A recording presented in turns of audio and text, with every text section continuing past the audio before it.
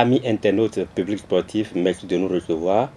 La Ligue professionnelle de handball va démarrer dans quelques jours et pour comprendre le format de l'organisation, les clubs engagés pour cette saison 2021-2022, nous recevons pour vous sur cette émission la présidente de la Ligue professionnelle de handball saison 2022, celle qui se bat pour la réussite de l'organisation, Madame Clarisse Ronjali Rungbeji, avocate de profession et ancienne handballeuse. Merci d'avoir accepté notre invitation. Monsieur Eda, c'est moi qui vous remercie et bonjour à nos internautes. Le week-end prochain, la Ligue professionnelle va prendre corps et avant de rentrer dans le vif du sujet, que peut-on comprendre par la Ligue professionnelle de handball? La Ligue professionnelle de handball, comme le nom l'indique, est cette structure qui regroupe les clubs professionnels. C'est ce championnat qui est purement professionnel avec des joueurs et des joueuses professionnelles. Et si vous voulez, c'est le championnat de l'élite au niveau du handball béninois. Et comme j'ai coutume de le dire depuis quelques semaines, c'est la crème des crèmes. C'est ceux qui savent manipuler autrement et de la manière la plus intéressante la balle par les mains. Et il me plaît quand même déjà d'entrer de partager avec nos internautes la joie des sportifs parce qu'il n'y a rien de mieux que de pouvoir vivre de ce qu'on sait faire le mieux, de pouvoir profiter effectivement de sa passion. C'est une aubaine aujourd'hui que nous soyons dans la professionnalisation du sport et le handball béninois, comme vous le constatez tous, n'y échappe pas. Et donc c'est un plaisir pour nous, un réel plaisir pour nous d'expérimenter cette phase de la professionnalisation. Vous venez de définir la Ligue professionnelle de handball, c'est la crème des crèmes, comme vous l'avez dit. Mais à y voir ce qui a été fait l'année dernière, quel est le format de cette organisation de cette année? Cette année, nous allons procéder Le championnat va se dérouler en 3 phases. En 3 phases, il y aura une première phase qui va se jouer en aller-retour. Une première phase en aller-retour entre les équipes inscrites et une deuxième phase qui est une phase groupée qui sera jouée entre toutes les équipes inscrites toujours. Et donc, au terme de cette deuxième phase, seront sélectionnés les meilleurs qui vont jouer la phase finale. Alors, quelles sont ces équipes-là? Lorsque nous prenons les équipes masculines, nous en avons 6. Les équipes féminines, nous en avons 5. Parlant des équipes masculines, nous avons ASPAC Handball Club de Cotonou. Nous avons Adidja Handball Club de Cotonou. Nous avons Flores de Cotonou. Nous avons Azomodel de Porto Nouveau, Buffle de Parakou et Abou Sport d'Abomey. Au niveau des dames, nous avons l'équipe Adidja, nous avons Model, nous avons Flowers, nous avons Flambeau et nous avons Aspac. Aspac, oui. Ça fait les 5 dames, les 5 équipes dames et donc 6 équipes au niveau des hommes. Alors, vous êtes venu à expliquer de long en large les clubs qui seront engagés cette saison et qui vont prendre corps dans quelques jours. Peut-on déjà comprendre ou bien connaître le démarrage effectif de cette ligue professionnelle? Oui, la ligue professionnelle démarre déjà le 2 juillet. Le 2 juillet, disons dans 5 jours, parce que ce sera le samedi au Hall des Arts de Cotonou, quand bien même nous avons des matchs programmés également sur le terrain d'Abomey. Mais le match d'ouverture, le lancement de la saison va se dérouler au Hall des Arts avec les équipes ASPAC et Modèle. Disons les clubs ASPAC et Modèle en hommes et en dames. Ce sera donc au stade de l'amitié. Et la première phase dont je parlais tout à l'heure, qui va commencer donc le 2 juillet, va prendre fin le 9 juillet. Et nous allons quelques semaines après enchaîner avec les phases groupées. Le championnat va se dérouler dans l'ensemble du 2 juillet au 24 septembre. Oui. Oui, du 2 juillet au 24 septembre. Donc ce sera la fête du handball professionnel. La fête du handball professionnel du 2 juillet au 24 septembre 2022. Peut-on déjà connaître les récompenses au thème de cette édition 2022? Oui. Comme toute discipline, en tout cas chez nous, les récompenses sont sensiblement les mêmes. C'est-à-dire que nous aurons les trophées, nous aurons les médailles, nous aurons cette année des enveloppes financières. C'est l'une des grandes innovations de ce championnat parce que l'année dernière, il n'y a pas eu de récompenses financières et cette année, nous entendons donner des récompenses financières aux équipes méritantes, en plus des trophées et aussi des médailles. Et peut-on déjà avoir une idée autour de ces récompenses financières? Ce sera quand même au-delà du million. je préfère taire le chiffre en lui-même, si vous permettez, mais nous tenons à donner de la motivation. Nous tenons à donner de la motivation, de la volonté aux athlètes, quelle que soit la forme du championnat. Quand je parle de forme de championnat, c'est-à-dire au-delà de la ligue professionnelle, c'est tout le handball que nous, ou tous les joueurs, tous les athlètes en matière de handball, dans le milieu de handball, que notre équipe aujourd'hui entend motiver d'une manière ou d'une autre. Donc ce ne sera pas exceptionnel à la ligue professionnelle, quand bien même c'est l'une des grandes innovations de ce championnat-ci.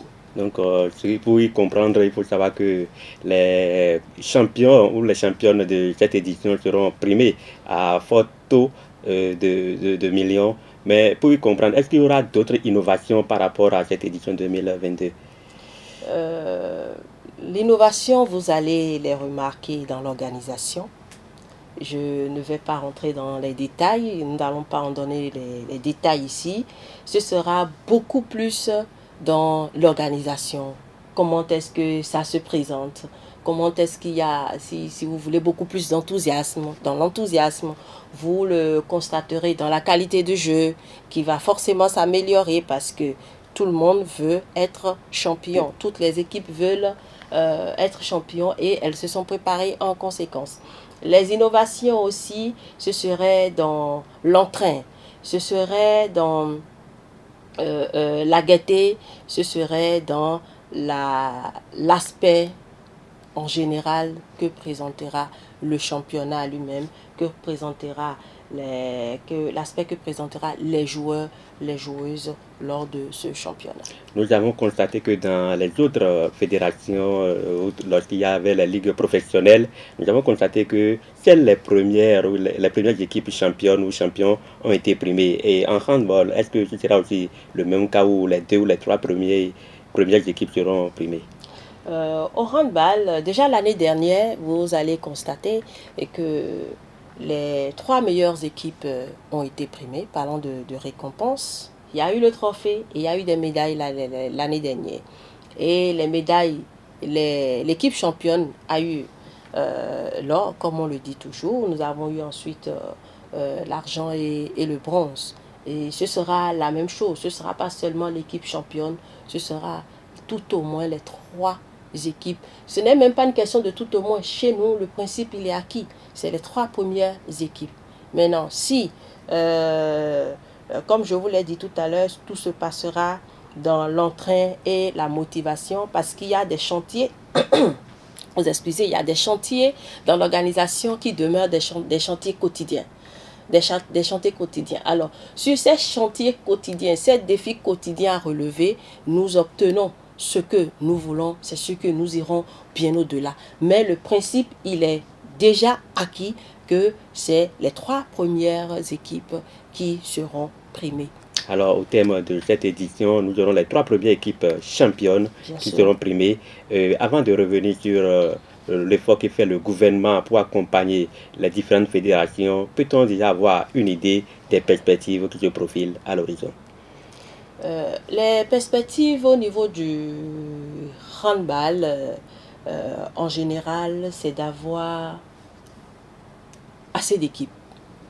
C'est de pouvoir couvrir tout le territoire national.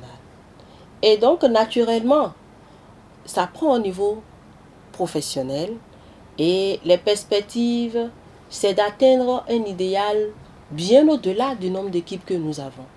Vous constaterez que le format, il est ainsi défini parce qu'il faut permettre aux athlètes d'avoir beaucoup de compétition dans les jambes. Si nos athlètes n'ont pas assez de compétition dans les jambes, le handball, un sport complet, n'a pas assez de compétition dans les bras, c'est que forcément nous avons des difficultés à affronter les équipes étrangères. Nous avons des difficultés au plan continental parce que lorsque vous allez à une Coupe d'Afrique, c'est que forcément chez vous, vous êtes champion. Mais comment est-ce que vous êtes devenu champion chez vous? Ce n'est pas en jouant 2-3 matchs, vous êtes champion, vous n'allez pas pouvoir égaler les équipes de l'extérieur. Et donc le format aujourd'hui, il est tel que je vous l'ai indiqué, parce qu'il faut permettre justement à nos athlètes de faire plus de matchs. Et plus nous aurons de clubs, plus nous aurons d'équipes, plus ce sera intéressant. Donc l'idéal pour nous, c'est d'aller au-delà de 6 équipes. Quand bien même au niveau des dames aujourd'hui, nous sommes à 5 équipes. L'année dernière, il y avait 4 équipes féminines. Cette année, il y a une équipe qui s'est ajoutée, c'est-à-dire Flambeau d'Aboumé. C'est déjà un effort, mais nous visons plus que ça. Et donc, sur la question, nous exhortons justement les sociétés, celles-là qui vont au-delà du chiffre d'affaires prévu, de ne pas hésiter à donner le coup de main aux équipes. C'est la loi qui l'a prévu. La taxe sportive, c'est la loi qui l'a prévu. Alors, lorsque vous accompagnez une équipe, c'est la loi qui l'a prévu. Vous n'avez pas à vous en faire. Vous n'avez pas de soucis. Vous n'avez pas de crainte à avoir. Et donc, sur la question, nous allons justement inciter les sociétés, leur demander de ne pas prendre crainte, mais de plutôt accompagner le sport, le développement du sport au Bénin. Ça, c'est la stratégie mise en place par le gouvernement. Nous en venons tout doucement. Mise en place par le gouvernement. Mais sur le terrain, les équipes ont des difficultés à se faire accompagner. Beaucoup d'équipes ont des difficultés à se faire accompagner. Nous ne cessons de recevoir je ne dirais pas des plaintes, mais les informations. Nous n'avons pas les moyens, nous voulons bien nous engager en ligue professionnelle, mais les difficultés financières sont telles que nous ne pouvons pas tenir, nous ne sommes pas à même de nous conformer au cahier des charges. Parce que être une équipe professionnelle, c'est des cahiers des charges bien déterminés. C'est des contrats avec les sportifs. C'est des salaires à payer régulièrement aux sportifs sur une période quand même bien déterminée. Être une équipe professionnelle, c'est de pouvoir assurer le maintien de cette équipe dans le championnat, du début jusqu'à la fin. Et un championnat, une compétition, ça nécessite beaucoup de moyens. Au-delà des moyens humains ou de la ressource humaine que vous avez déjà, il faudra donc les moyens financiers. Et quand vous n'avez pas de moyens financiers en matière de compétition, et quand bien même vous avez la ressource humaine, ma foi, excusez-moi, mais ce n'est pas toujours évident. Parce que quoi? Les athlètes ne sont pas mis dans les conditions appropriées pour être à même de donner le meilleur d'eux-mêmes. Être une équipe professionnelle, c'est avoir des infrastructures. Être une équipe professionnelle, c'est avoir un corps médical. C'est avoir une assurance, souscrit à une assurance pour les joueurs. Alors, combien d'équipes aujourd'hui ont la possibilité de répondre à tous ces cahiers de charges? Il n'y a que l'accompagnement des sociétés ou la mise en place, la création d'une société sportive qui puisse le permettre. Et qu'est-ce qui pousse ces sociétés sportives-là à avoir peur de s'engager dans la professionnalisation du handball? Pour l'état des lieux que j'ai aujourd'hui à mon niveau, c'est qu'il y a un petit souci d'information. Lorsqu'on parle des impôts, il n'y a pas ce citoyen qui n'est pas frileux. Et ce n'est pas une société qui ne serait pas frileuse lorsqu'elle entend parler des impôts. Alors, les sociétés, quand bien même elles atteignent le chiffre d'affaires approprié et qu'elles sont autorisées à verser la taxe sportive, elles ont tendance à les reverser plutôt dans les caisses de l'État. Et quand ça va dans les caisses de l'État, le processus y devient assez long. Et du coup, comme je vous l'ai dit en l'entame, est-ce que la crainte des sociétés, c'est de mal faire et de se retrouver sous le coup de redressement. Donc, nous allons donc solliciter avec tous ceux qui sont aujourd'hui dans les médias de nous aider d'une manière ou d'une autre à... Je ne parlerai pas de sensibilisation, je parlerai plutôt d'assurance, de rassurer ces sociétés pour qu'elles comprennent que la taxe sportive, elles sont assujetties à cette taxe sportive-là et qu'il n'y a rien à craindre en réalité à accompagner les équipes. Le gouvernement béninois, depuis 2016, a entrepris des réformes pour accompagner le secteur sportif de notre pays. Quelle part avez-vous au niveau du handball pour quand même révéler la ligue professionnelle de notre pays? Au niveau du handball béninois, vous l'avez vu il y a quelques semaines, le ministère de la Jeunesse et des Sports a eu une séance avec les équipes et puis a procédé à une remise de subventions. Et donc, au même titre que les autres disciplines, le handball béninois a bénéficié d'une subvention de la part du gouvernement. Et cela, on a bien dit subvention. Et quand vous prenez l'expression en elle-même, vous êtes d'accord avec moi que lorsque vous avez des charges, vous devez les couvrir. Ce n'est pas avec une subvention que vous allez les couvrir. Et voilà pourquoi le gouvernement même, fort de cela, conscient de cela, a quand même mis en place un système de taxes sportives auxquelles sont éligibles des sociétés qui font un certain chiffre d'affaires dans la République. Vous êtes la présidente de la Ligue professionnelle. Vous avez entamé depuis un bon moment l'organisation de cette saison 2021-2022. Jusqu'à aujourd'hui, quelles sont les difficultés majeures que vous avez rencontrées dans l'organisation? Les difficultés dans l'organisation, je ne m'exprimerai pas en termes de difficultés. Je m'exprimerai plutôt en termes de défis à relever chaque jour. Et je ne suis pas le genre de personne à baisser rapidement les bras. Et du coup, je ne m'exprimerai donc pas en termes de difficultés, mais ce sont des défis que je relève chaque jour ensemble avec l'équipe qui organise, qui compose la ligue professionnelle, parce qu'il faut le dire, je suis présidente de la ligue professionnelle, mais autour de moi, il y a des hommes et il y a des dames qui travaillent avec moi. J'ai avec moi l'actuel directeur technique national, monsieur Nouati Basile, qui est rapporteur de la Ligue. Les membres de la Ligue, il y a M. Kadé Yarou, il y a Mme Mouniratou Taïrou, M. Fortuné Guédou, Ousmane Moussé, M. Albert Senou. C'est autant de personnes avec qui je travaille de commun accord pour porter la chose. Et du coup, les difficultés, il n'en manque pas. Mais notre psychologie, l'état d'esprit dans lequel nous sommes au niveau de la fédération béninoise nous oblige et nous permet d'évoluer chaque jour. Tant qu'il n'y a pas un blocage, pour nous, ce n'est pas une difficulté. Tant que ça peut être levé, on lève et on continue. Nous prenons ça pour des défis simplement et nous évoluons.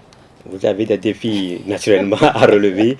Et avant de mettre un thème à cette émission, quel appel avez-vous à lancer à l'endroit du public sportif béninois pour quand même les inviter à venir suivre du beau handball au niveau de nos différents stades en un bref de temps?